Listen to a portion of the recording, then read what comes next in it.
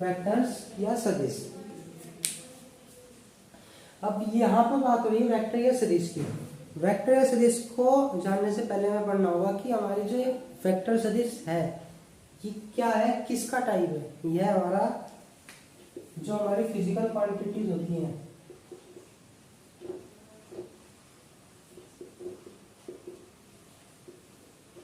दो तरह के हमारे पास फिजिकल क्वांटिटीज होती हैं। सबसे पहली होती है हमारी अदिश और दूसरी होती है सदिश, जिसे हम अदिश को स्केलर और सदिश को वेक्टर बोलते हैं। ठीक, अब फिजिकल क्वांटिटीज वो होती हैं जैसे कि हमारा कोई भी टर्म होती है फिजिक्स में, भौतिक विज्ञान में कोई भी टर्म होती है जिसे रिप्रेजेंट करते हैं हम, वो हमारी फिजिकल क्वांटिटी कहलाती है। जैसे फोर्स हो गया, डिस्टेंस, डिस्प्लेसमेंट, टाइम। ठीक, तो यहाँ पर हम बात करते हैं सबसे पहले अदिश की। अदिश या स्केलर, अदिश राशियां होती है हमारी, जिन्हें हम क्या बोलते हैं, क्वांटिटी। ठीक है, अब बेसिकली हमारे फिजिक्स में किसी भी टर्म या किसी भी जो हमारा कोई भी कंपोनेंट्स होता है उसे रिप्रेजेंट करने के लिए 2D डायरेक्शन हो गया, 3D डायमेंशन हो गया, इनमें रिप्रेजेंट करने के लिए हमें दो चीज चाहिए उसकी, एक तो परिमाण और एक दिशा, मैग्नीट्यूड और डायरेक्शन। ठीक, इसमें हमारा होगा परिमाण व दिशा। ठीक है ना, मैग्नीट्यूड एंड डायरेक्शन, ये दो चीज चाहिए हमें। तो ये बेसिकली अदिश और सदिश यानी कि स्केलर और वेक्टर हमारा इसी पर ही डिपेंड करता है, इन्हीं से इनके बारे में हम पता कर सकते हैं। अब देखो कैसे, अदिश राशियां, इसके नाम से ही देखो, अगर आप देखें तो अदिश यानी कि अदिश, हमारे क्या चाहिए, दिशा, और यहाँ पर लिखा है कि अदिश। आय का मतलब होता है नहीं यहाँ पर, और दिशा, दिश का हो गया दिशा, यानी कि वे क्वांटिटीज जिन्हें रिप्रेजेंट करने के लिए हमें डायरेक्शन की जरूरत नहीं होती, यानी कि दिशा की जरूरत नहीं होती, वो हमारी क्या कहलाती हैं, अदिश राशियां। अब ये राशियां कौन कौन सी है, टाइम होगा, टाइम को हमारे सिर्फ डायरेक्ट वो मैग्नीट्यूड की जरूरत होती है, डायरेक्शन की कोई जरूरत नहीं होती। ठीक है ना, हमारा डिस्टेंस हो गया, मास, ये सब फिजिकल क्वांटिटी है। लेकिन फिजिकल में कौन सी क्वांटिटी है, स्केलर क्वांटिटी, जो हमारे सिर्फ मैग्नीट्यूड से रिप्रेजेंट होती है, डायरेक्शन के लिए इनकी कोई रिक्वायरमेंट नहीं होती। ठीक है, तो ये रही बात हुई थी हमारी अदिश राशियों की। अब इसमें हमारा आता है कि सदिश क्या होती है, जो कि हमारा में टॉपिक दिया वेक्टर्स। ठीक है, तो उसके बारे में पढ़ते हैं। हमने अदिश राशियों के बारे में पढ़ा कि अदिश राशियां क्या होती हैं और ये जो राशियां हैं वे क्या फिजिकल क्वांटिटीज में किस तरह वेरी करती हैं। अब बात आती है हमारे वेक्टर्स, जो कि हमारा आज का टॉपिक भी है सदिश। ठीक, अभी हमने बात की कि हमें दो चीज चाहिए, दिशा व परिमाण। किसी भी फिजिकल क्वांटिटीज को रिप्रेजेंट करने के लिए हमें दो चीज चाहिए, क्या चीज, एक तो डायरेक्शन, दूसरा मैग्नीट्यूड। ठीक है ना, तो वेक्टर्स की बात करते हैं तो देख यहाँ से देखो सदिश, जिस तरह अदिश में हमें पता चल रहा है, इसके नाम से ही यहाँ से पता चल जाएगा सदिश। स का मतलब होता है साथ, यहाँ पर स का मतलब होता है साथ, और दिश का दिशा।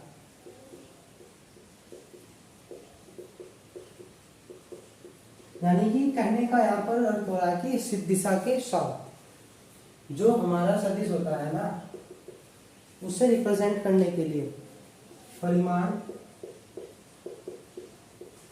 प्लस दिशा दोनों की रिक्वायरमेंट होती है। इन दोनों से ही ये प्रदर्शित किया जा सकता है या रिप्रेजेंट किया जा सकता है। ठीक है, अब इसके एग्जांपल आपने वेलोसिटी पढ़ा है, वेग,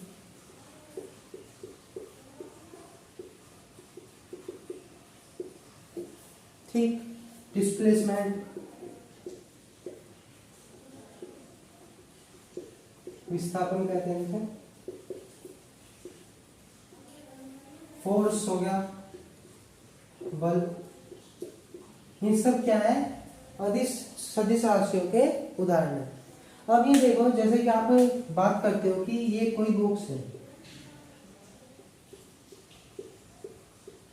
ठीक है।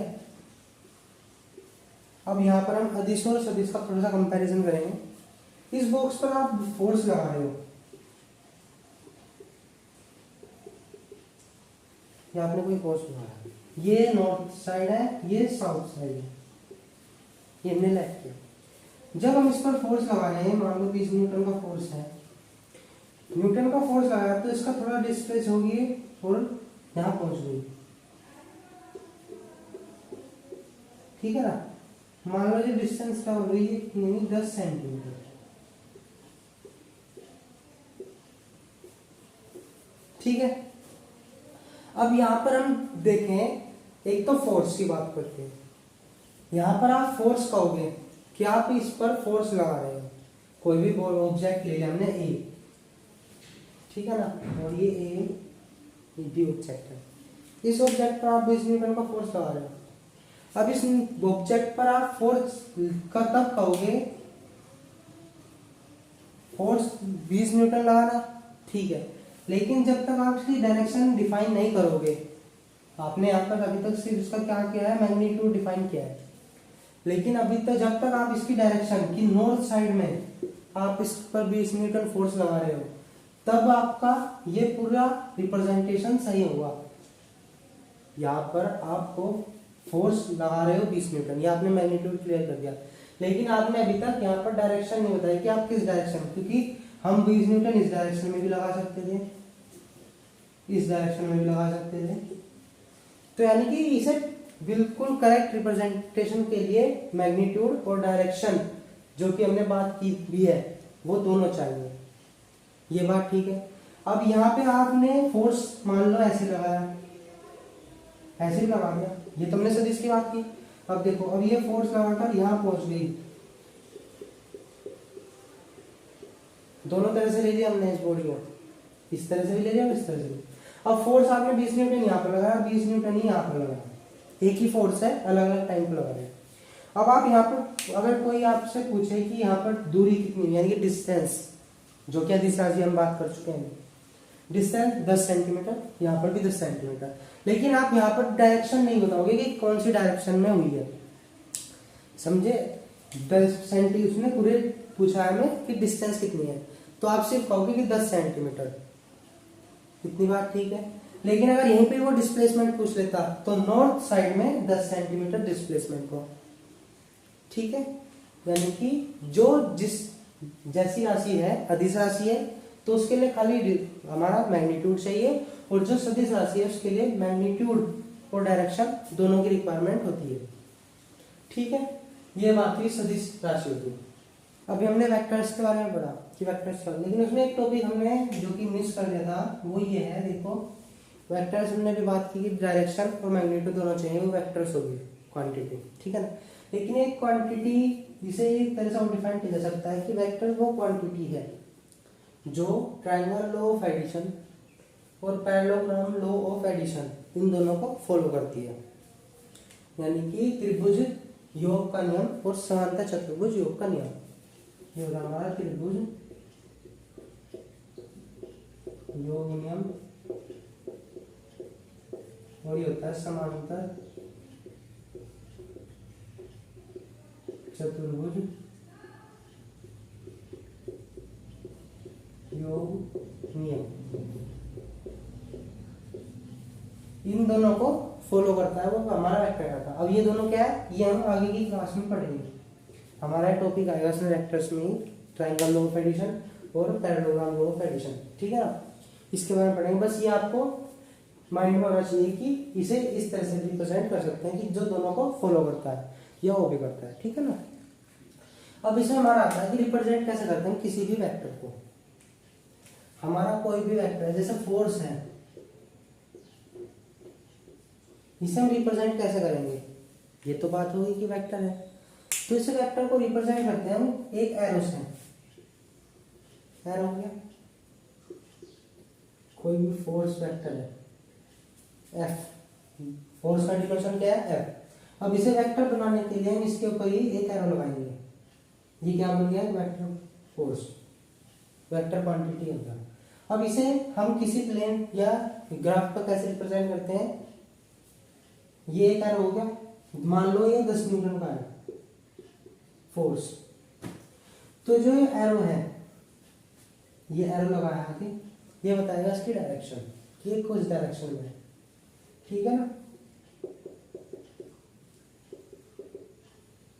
ये डायरेक्शन बताएगा। और जो ये इतना पोर्शन आया है, ये इसका मैग्नीट्यूड बताता है 10 न्यूटन, ठीक है ना, एरो डायरेक्शन कितना है और ये मैग्नीट्यूड, ठीक। अब इस मैग्नीट्यूड को हम फोर्स, ये तो हो गया वेक्टर, अब इसका मैग्नीट्यूड लिखना होता है तो मैग्नीट्यूड लिखने का तरीके ही है, या तो दो आर लगा दो या वेक्टर साइन हटा दो, तो ये क्या कहता है मैग्नीट्यूड, यहां से इसका जाता है मैग्नीट्यूड यानी परिमाण, ठीक है ना, इतनी बात ठीक। ये था इसका रिप्रेजेंटेशन। अब इसमें हमारे आते हैं दो टाइप, वेक्टर टाइप कह लो या इनकी क्वालिटी कह लो या एक स्पेशल केस, कैसे,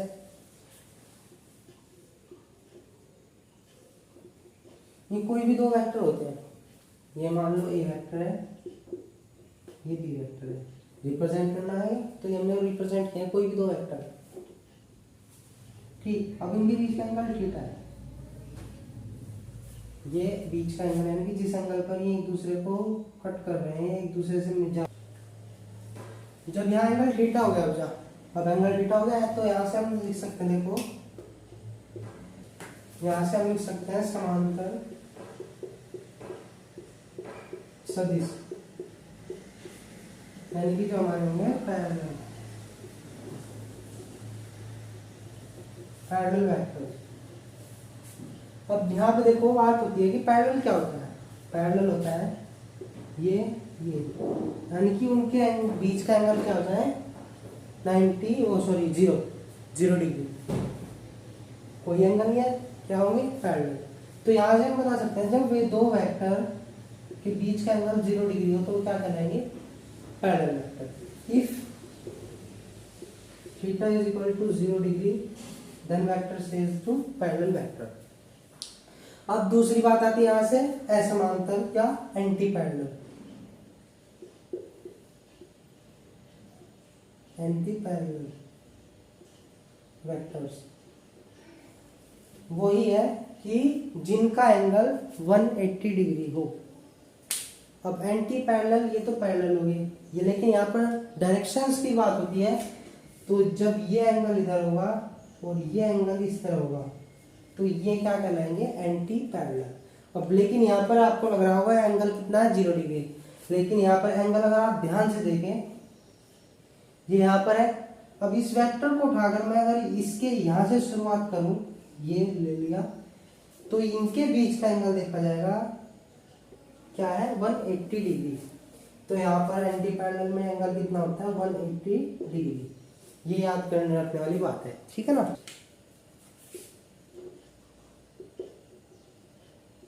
कोलिनियर हमारे जो हमने पढ़े हैं पैरेलल और एंटी पैरेलल वो हमारे क्या होते हैं कोलिनियर वेक्टर। कोलिनियर वेक्टर का मतलब होता है कि ये कोलिनियर आपने पता पॉइंट कोलिनियर पढ़ा होगा कि एक पॉइंट ही जब तीन एक लाइन पर लाई करते हैं वेरी करते हैं तो क्या कहलाते हैं कोलिनियर। ऐसे ही वेक्टर है, ये वेक्टर कोई ये वेक्टर है, ये वेक्टर है ए बी सी, इतनी बात थी। अब ये कोलिनियर कहलाएंगे जब ए बी पर बी सी पर या ए पर बी बी पर सी सब एक ही वेक्टर पर वाई करते हो। अब ये तुमने लिया है स्टैंडर्ड, लेकिन अगर हम इस तरह ले लें ये क्या है, ये है हमारे कोलिनियर वेक्टर नहीं है, क्योंकि एंटी कोलिनियर कहते हैं कह रहे हैं, ठीक। अब कोलिनियर देखो ये जो हमारा है ये सी बी ए सब क्या है पैरेलल वेक्टर है, यहाँ पे चाहे कोड डी ले लो वेक्टर, ये क्या हो गया इनके एंटी पैरेलल, इतनी बात ठीक है ना। अब आप इस डी को ए पर वेक्टर है मैग्नीट्यूड है, डायरेक्शन। डायरेक्शन चेंज नहीं करेंगे हम ना, मैग्नीट्यूड। ये ऊपर चला गया, ये इसी पर प्रोजेक्ट हो गया, ये इस पर, तो सब एक दूसरे के ऊपर आ सकते हैं कि 0 डिग्री या 180 डिग्री ऊपर। ये हमारे क्या कहलाएंगे, कोलिनियर, एक दूसरे पर देखो जैसे।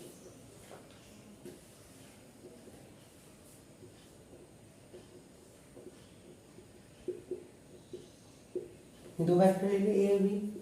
अगर हम इस एरिया को देखें तो ये क्या कहलाएगा, ये वेक्टर ही तो है, इसे हमने यहाँ पर ड्रॉ किया तो ये ए, बी पर ए आ गया।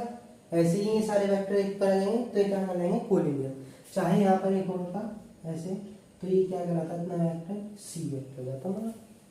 तो इस तरह होता है कोलिनियर वेक्टर। अब इसमें हमारा एक आता है इंपॉर्टेंट वेक्टर का टाइप है जीरो वेक्टर, नल वेक्टर या यूनिट वेक्टर। क्या होता है देखो, जीरो, नल या यूनिट वेक्टर।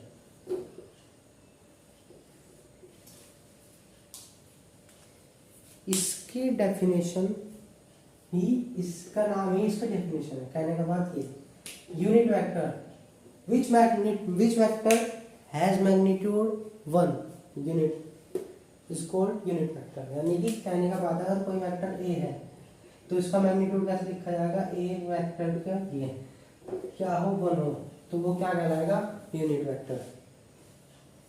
ठीक है। इफ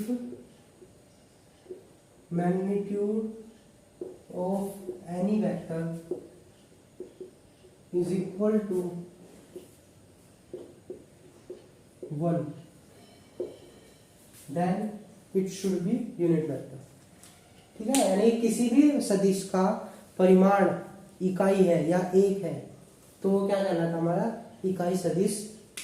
इसे हम जीरो शून्य सदिश, इकाई सदिश भी कहते हैं।